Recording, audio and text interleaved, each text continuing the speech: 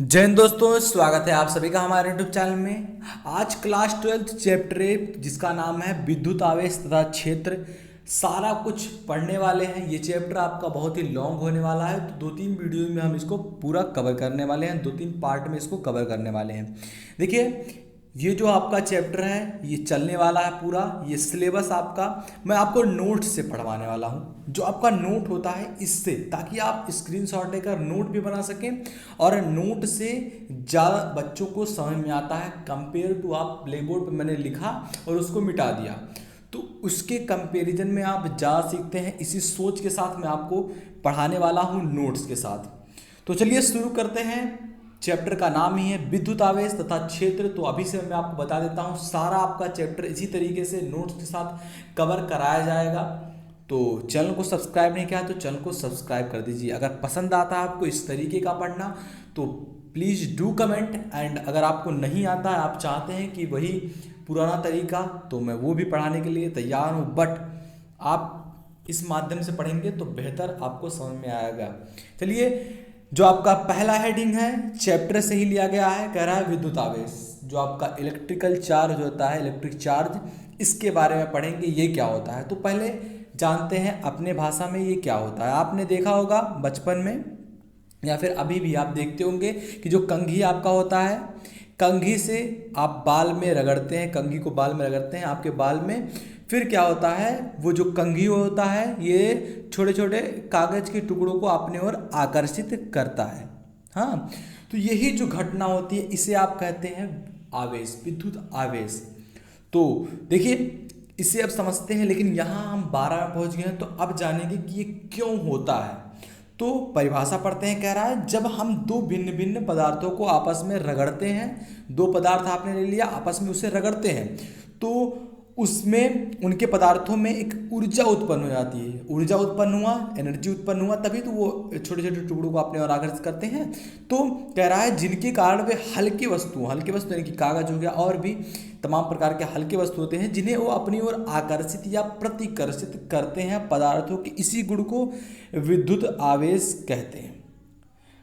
I hope आपको समझ में आ गया होगा। मैं आपको फिर से बता देता हूँ कि देखिए, दो पदार्थ है, मान लीजिए दो पदार्थ है, इनको जब आपस में आप रगड़ेंगे तो इनके जो आवेश होंगे ये उत्तेजित हो जाएंगे, इधर उधर हलचल करने लगेंगे, एक का आवेश दूसरे में निकल कर चला जाएगा। इससे क्या होंगी, ये जो पदार्थ होंगे ये आवेशित हो जाएंगे, और आवेशित हो जाएंगे तो ये छोटे छोटे कणों को, छोटे छोटे टुकड़ों को, छोटे छोटे पदार्थों को अपनी ओर आकर्षित कर लेते हैं, और इसी गुण को क्या कहते हैं, विद्युत आवेश कहते हैं। तो आई होप आपको ये समझ में आ गया हो कि विद्युत आवेश क्या होता है। अब ये दो प्रकार के होते हैं, धनात्मक और ऋणात्मक। जानते होंगे कि वस्तुएं तभी अब किसी चीज़ को अपनी ओर आकर्षित करती हैं अगर अलग अलग चार्ज होगा, ये साइंस हमारा कहता है। लेकिन मैथ्स क्या कहता है कि एक जैसे चार्ज होंगे तभी वो जुड़ेंगे। लेकिन हमारा विज्ञान, हमारा साइंस क्या कहता है कि अलग अलग प्रकार के जो चार्ज होते हैं, अलग अलग प्रकार के आवेश होते हैं, यही एक दूसरे को अपनी ओर आकर्षित करते हैं। हमारा ह्यूमन भी यही कहता है, अगर लड़का है तो लड़की से अट्रैक्ट करेगा, लड़की है तो लड़की से अट्रैक्ट करेगी।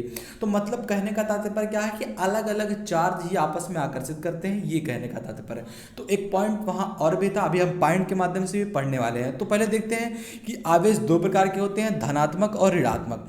अब देखिए, कांच की छड़ जो है ये रेशम के साथ अट्रैक्ट करेगी, जहाँ पर रेशम ऋणात्मक है और कांच की छड़ जो है धनात्मक है।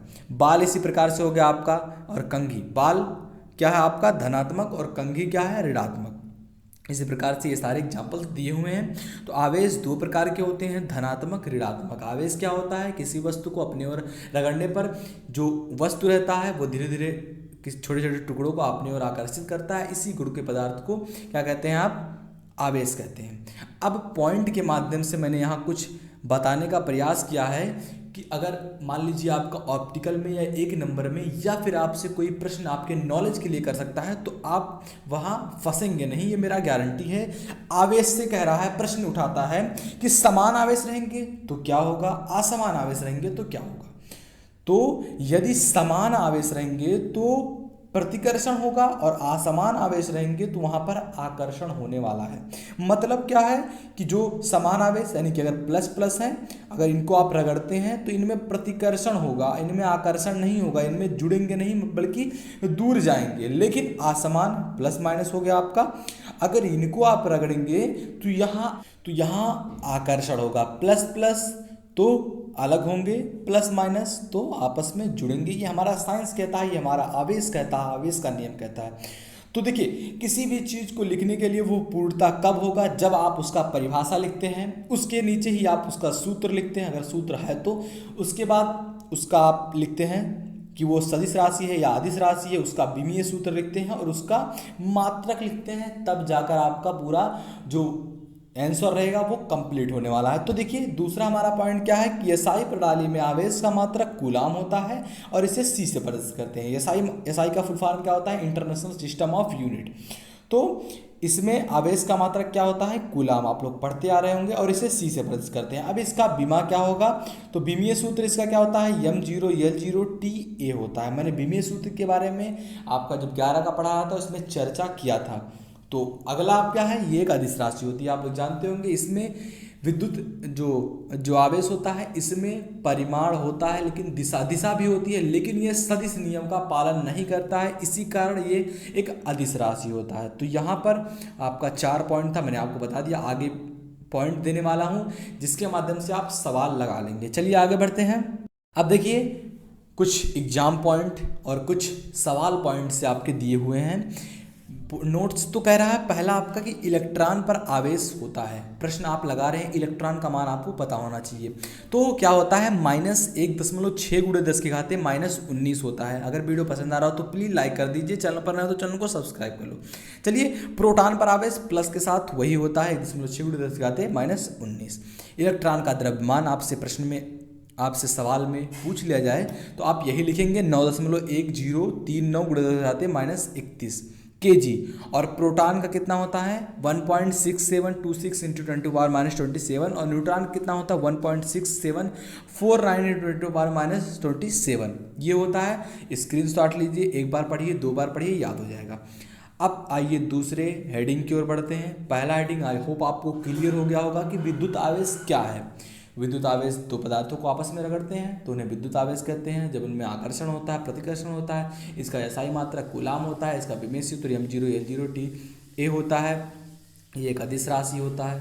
तो सारा कुछ हमने पहले हेडिंग के बारे में पढ़ लिया। पहला हेडिंग विद्युत आवेश खत्म हो गया। यहाँ से प्रश्न उठाएगा, आई होप आपको समझ में आएगा, आप प्रश्न करेंगे। अगर कहीं भी डाउट होता है तो प्लीज़ डू कमेंट। चलिए दूसरा जो आपका है हेडिंग कह रहा है चालक सुचालक। बचपन से आप पढ़ते चले आ रहे होंगे, कक्षा 6 से आपको चालक और सुचालक के बारे में पढ़ाया गया होगा। चालक सुचालक आपका कुचालक हो गया, अर्धचालक हो गया, तो कंडक्टर्स तो पढ़ेंगे क्या होता है। लेकिन यहाँ एक क्या हो जाएगा, आपने पढ़ा होगा कि जिसमें विद्युत का प्रवाह होता है उन्हें चालक कहते हैं। यहाँ क्या होगा, यहाँ आवेश है, आवेश का चैप्टर हम पढ़ रहे हैं तो आवेशों का प्रवाह क्या कहलाएगा आपका सुचालक। तो वे पदार्थ जिनमें आवेश का प्रवाह एक स्थान से दूसरे स्थान तक सुगमता से होता है, बड़ी आसानी से होता है, उन्हें चालक कहते हैं, उन्हें सुचालक कहते हैं। उदाहरण के रूप में धातुएं हो गई, विद्युत अपघट्ट हो गया, मानव हो गया, जंतु हो गया, पृथ्वी हो गया। आप लोग जानते होंगे जो पृथ्वी होता है ये ऋणावेश देता है हमें। मानव, अगर आप नहीं पता है कि मानव कैसे सुचालक होता है तो आप जाइए, आपके बोर्ड होंगे उसमें अंगुली डालिए, देखिए आपके अंदर तुरंत विद्युत का प्रवाह होने लगेगा, आवेशों का प्रवाह होने लगेगा। Please do not do that, नहीं तो आपकी जान भी जा सकती है। लेकिन जो मानव होता है ये विद्युत का सुचालक होता है, इसमें चालन होता है। धातुएं सभी सुचालक होती हैं। तो कुछ धातुओं को जो कोई अपवाद हैं केमिस्ट्री में आप पढ़ेंगे, वो केमिस्ट्री का हम जल्दी चैप्टर चालू करने वाले हैं। शुरू चैप्टर आपका जो कि सॉलिड ठोस के बारे में हम सारा कुछ पढ़ेंगे। तो चैनल के साथ जुड़ जाइए और कमेंट जरूर कीजिए कि किस चैप्टर पर, किस टॉपिक पर, किस सवाल पर आप फंस रहे हैं। तुरंत कमेंट कीजिए, 1-2 दिन में वीडियो उसकी आपको प्रोवाइड करा दी जाएगी। अगला जो आपका स्टार है इसमें कि चालक के भीतर आवेश सदा 0 रहता है। अगर ये कोई मान लीजिए पदार्थ है, इसमें विद्युत धारा का प्रवाह हो रहा है, मतलब कि इसमें विद्युत आवेश का प्रवाह हो रहा है, तो यहाँ जो आवेश का मान होगा इसके भीतर ये 0 रहेगा, इसके कहने का तात्पर्य है। आगे बढ़ते हैं। कुचालक या प्रतिरोधी कह सकते हैं, इंसुलेटर। तो वे पदार्थ जिनमें आवेश का प्रवाह एक स्थान से दूसरे स्थान तक बड़ी सुगमता से नहीं हो उन्हें कुचालक कहते हैं। आई होप बड़ा ही सिंपल होगा, आपको समझ में आ गया होगा। जिसमें विद्युत धारा का प्रवाह, जिसमें विद्युत आवेश का प्रवाह नहीं होता है एक स्थान से दूसरे स्थान तक, उन्हें आप कुचालक कहते हैं। उदाहरण के रूप में कांच हो गया आपका, रबड़ हो गया, प्लास्टिक हो गया, ऊन हो गया, तो ये सारी चीज़ें कुचालक में आती हैं। तो एक कुचालक को और एक और नाम से जानते हैं परावैद्युत। विद्युत रोधी पदार्थों को जो विद्युत को रोकने जाने से रोके, उन्हें आप परावैद्युत भी कहते हैं। अब आइए बढ़ते हैं अर्धचालक की ओर। अर्धचालक क्या होता है कि अर्धचालक ऐसे पदार्थ हैं जिनके गुण चालक और कुचालक के मध्यवर्ती होते हैं। मतलब कि अगर ये इसमें विद्युत धारा का प्रवाह नहीं होता, इसमें आप कुछ मिला दें, कुछ ऐड कर दें, कुछ जोड़ दें और वो सुचालक हो जाए, तो ऐसे पदार्थों को आप अर्धचालक कहते हैं। उदाहरण के रूप में आपका जर्मेनियम हो गया, सिलिकॉन हो गया। अब आइए बढ़ते हैं आपके नेक्स्ट हेडिंग की ओर। बड़ा ही इंपॉर्टेंट हेडिंग है, एग्जाम पॉइंट से देख लीजिए, स्थिर वैद्युत प्रेरण। ये क्या होता है जानेंगे। देखिए पहले समझते हैं एग्जाम्पल से। एक इधर डब्बा है, एक इधर डब्बा है, मान लीजिए पदार्थ है, इसमें ऋण ऋण प्लस माइनस, इसमें धन और ऋण पूरा भरा हुआ है।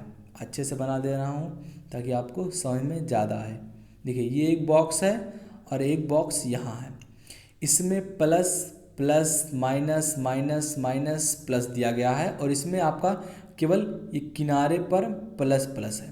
तो ये क्या कह रहा है स्थिर वैद्युत प्रेरण कि यहाँ अगर प्लस है तो इसके तल पर, इसी की जब आप समीप लाएंगे तो इसके तल पर माइनस वाली जो माइनस वाले आवेश होंगे आकर उसके तल पर सट जाएंगे और मतलब कि पूरा केवल माइनस माइनस यहाँ रहेगा क्योंकि यहाँ प्लस है। यही स्थिर वैद्युत प्रेरण होता है।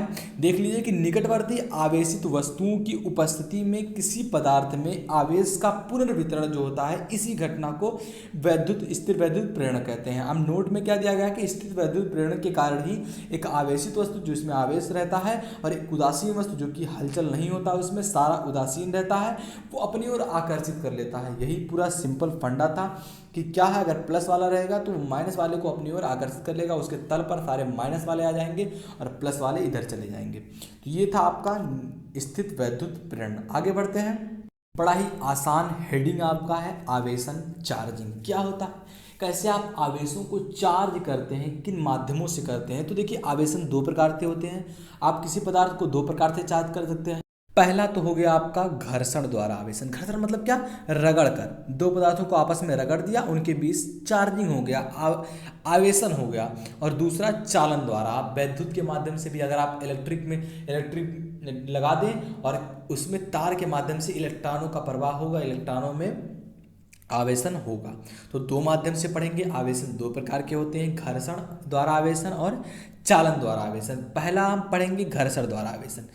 तो देखिए जब दो वस्तुओं ए और बी को परस्पर रगड़ते हैं तो एक वस्तु से कुछ इलेक्ट्रॉन निकलकर, एक वस्तु ए से कुछ इलेक्ट्रॉन निकलकर बी में चले जाती हैं, बस यही आपका आवेशन होता है। देखिए रगड़ने के पहले क्या होता है, ए है मान लीजिए, ये बी है, दो आपके पास मान लीजिए डंडे हैं।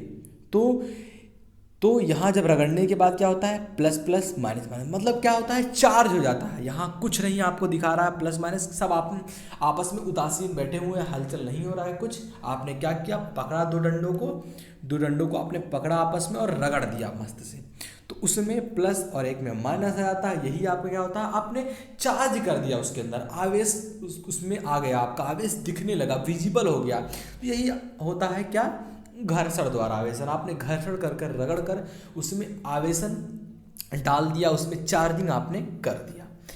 अब देखिए यहाँ एक नोट क्या दिया गया कि यह विधि केवल कुचालक पदार्थों के लिए उपयोगी होता है जो कि विद्युत के सुचालक नहीं होते हैं, क्योंकि आगे हम जो पढ़ेंगे वो चालन द्वारा आवेशन। इसमें क्या होगा, इसमें सुचालक द्वारा हम पदार्थों को आवेशित करेंगे। देखिए क्या कह रहा है कि जब किसी चालक को किसी आवेशित वस्तु के संपर्क, कोई चालक है उसको हम आवेशित वस्तु के संपर्क में ले गए तो क्या होता है, आवेशित वस्तु का कुछ आवेश चालक में आ जाता है और इस प्रकार वो पृष्ठ पर फैल जाता है। इस प्रकार चालक आवेशित हो जाता है। आपका एक दिया गया है पदार्थ है, इसमें से आप चालन कर रहे हैं तो इसमें से कुछ इलेक्ट्रॉन निकलकर इसमें आ जाएंगे, इसमें कुछ प्लस या माइनस आ जाएगा तो इसके पृष्ठ पर आ जाएगा। तो यही क्या होता है, आपका चालन द्वारा आवेशन। अब देख लेते हैं कि वैद्युत आवेश के मूल गुण क्या होते हैं। तो पहला क्या होता है, दो वस्तुओं के बीच प्रतिकर्षण और उनके आवेशित होने का निश्चित परिमाण होता है। मतलब क्या है कि दो वस्तु के बीच अगर प्रतिकर्षण हो रहा है, वो दोनों आपस में अट्रैक्ट कर रहे हैं, तो वो आवेशित है, ये कह रहा है। नेट आवेश को ना तो उत्पन्न किया जा सकता है, ना ही नष्ट किया जा सकता है। आप ना तो आवेश बना सकते हैं अपने घर से, ना ही आवेश आप मिटा सकते हैं। मतलब कि वो अपने अंदर ही समावेशित होता है। बस आप क्या कर देते हैं, घर्षण द्वारा आवेशन कर देते हैं, या फिर आप क्या करते हैं, उनके अंदर आप चालन द्वारा आवेशन कर देते हैं, उन्हें आवेशित कर देते हैं, उन्हें चार्ज कर देते हैं। तो ना ही आप नष्ट कर सकते हैं, ना ही आप उत्पन्न कर सकते हैं। बस आप क्या कर सकते हैं, आप आवेशित कर सकते हैं। अगला पॉइंट है, किसी आवेशित वस्तु अथवा कण पर आवेश का न्यूनतम संभव मान ही परिमाण मूल आवेश कहलाता है। मूल आवेश से आपसे परिभाषा पूछ लिया जाए क्या होता है, तो आप ये भी बता सकते हैं Q बराबर यानी आपका क्या होता है, मूल आवेश। Q क्या है आपका, मूल आवेश। N क्या है, नंबर ऑफ इलेक्ट्रॉन। E क्या है, इलेक्ट्रॉन। किसी आवेशित वस्तु अथवा कण पर आवेश का न्यूनतम संभव मान जो होता है वही क्या कहलाता है, मूल आवेश। आगे बढ़ते हैं। हमारा अगला है, कह रहा है कि किसी जो पॉइंट है, पॉइंट में आपको क्यों लिखा रहा हूँ, क्योंकि छोटे छोटे जो हेडिंग्स होते हैं और छोटे छोटे विकल्प जो बनते हैं, ये इस माध्यम से आप कर सकते हैं।